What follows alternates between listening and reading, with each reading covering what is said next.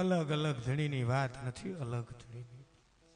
એટલે સમજણ વગરનું જીવવું નકામું, ભલે ને જીવો વર્ષો હજાર, સમજીને જો જીવી જાવ ઘડી એક તો સમજો બેડો પાર. આવા સંતના સાનિધ્યમાં બેઠા હોય. સાહેબ આ વિથોણ નામ કેમ પડ્યું? આમાં કેટલાને ખબર છે કે વિથોણ નામ કેમ પડ્યું? 1 2 3 4 5 6 7 8 9 10. સાહેબ આ આપણી કરુણતા છે. આપણે આપણા ધર્મની ખબર નથી, આપણે કોના સંતાન છે ને એ વાતની ખબર નથી, આપણે કયા માટે જન્મ લીધો છે ને એ જ આપણને ભૂલી ગયા છે.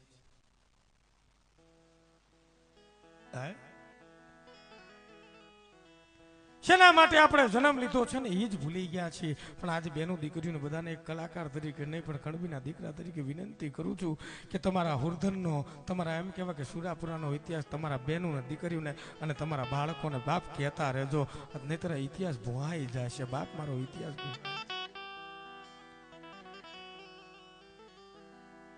હા ધાવણનું પૈપાન કરાવતી આ નવી દીકરીઓને મારે કહેવું છે કે અત્યારે જે 6 6 7 8 મહિને તમે દાણા ખવડાવો એનો વાંધો નથી, પણ 1.5 વર્ષ 2 વર્ષ સુધી એને ખવડાવજો, માનું ધાવણ દવડાવજો, તો છે ને કાંઈક એમ કહેવાય કે ઉપજ બનશે. હે આ વિથોણના એમ કહેવાય કે સત્ય ઘટના શું છે? મુગલોનું સામ્રાજ્ય રાજ્ય છે ને આપણે બધા જ કણબી એમ કહેવાય કે શીકરાના પાદરમાંથી છૂટા પડેલા આપણે બધા પાટીદારો. અને એ વખતે એમ કહેવાય કે રાજા વીરભાણસિંહના રાજ હાલે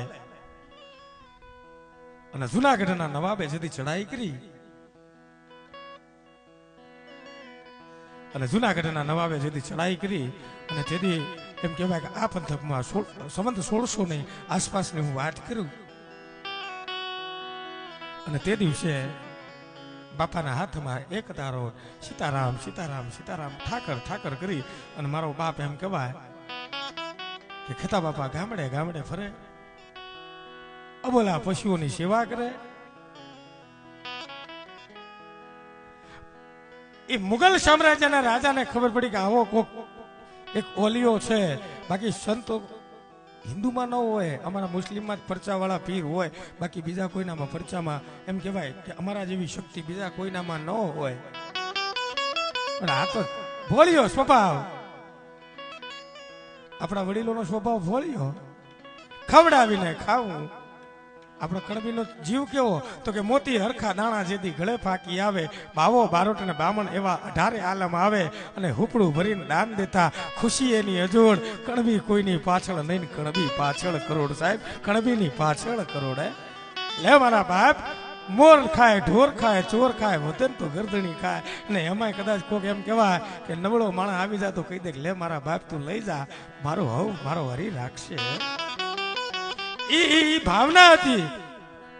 વાત કરતા વાર લાગે, ટૂંકમાં વાત કરું, કલાકારોને સાંભળવાના છે અને પછી બીજા રાઉન્ડમાં તમને મોજ કરાવી છે. પણ આ નાનકડા પ્રસંગની વાત કરતા હું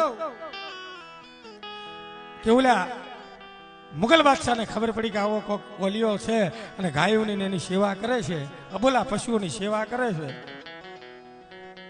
એટલે એને કેદ કરવામાં આવ્યા બાપાને કે બાપા તમારે અહીંયા રહેવાનું છે, અહીંયા કોઈ માણસ નથી રહેતું, અહીંયા ઢોર રહે છે. અહીંયા આ ઢોરનો એમ કહેવાય કે વાડો છે, ઢોરનું વથાણ છે અને આ વથાણમાં તમારે રહેવાનું છે. ને કાલે સવારથી અહીંયા પાણી નહીં આવે ને ઘાસચારો નહીં આવે, 100 મહિના પછી આંટો મારવા આવું, તારા હરીમાં કેટલી તાકાત છે ને એ મારે જોવી છે.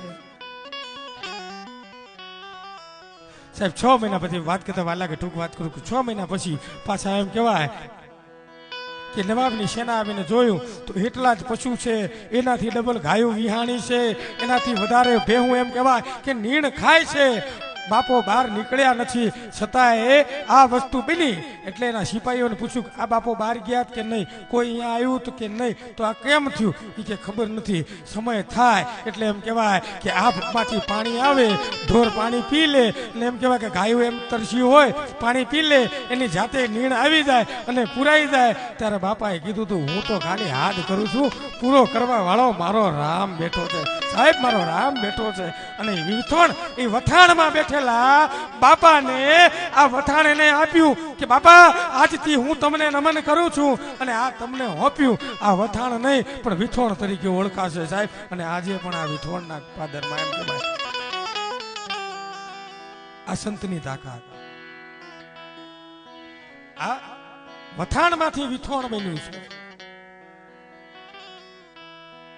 અને સાહેબ જો અબોલા જીવને મારો ઠાકર એમ કહેવાય કે બાપો ભૂખ્યા ન રાખતો હોય તો તમે તો એના બાલુડા છો. ખાલી એમ કહેવાય કે નાભીમાંથી હાથ કરો અને જો મારો બાપ પૂરું કરવા ન આવે ને તો એની એમ કહેવાય કે હુખડીની સુગંધ મટી જાય. હે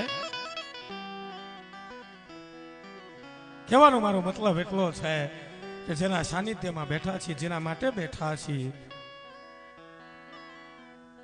મને આ પાદરમાં મારી એક બેન મને રાખડી બાંધીને આજે પણ હું કહું કે શાંતિલાલ નાયાણી એવા વ્યક્તિ છે કે છેલ્લા 20 વર્ષથી પોતાના જન્મદિવસ હોય ક્યારે કોઈ દી ઘરે એમ કહેવાય કે મોઢું મીઠું નથી કર્યું, પણ અબોલા જીવની સેવાઓ કરે.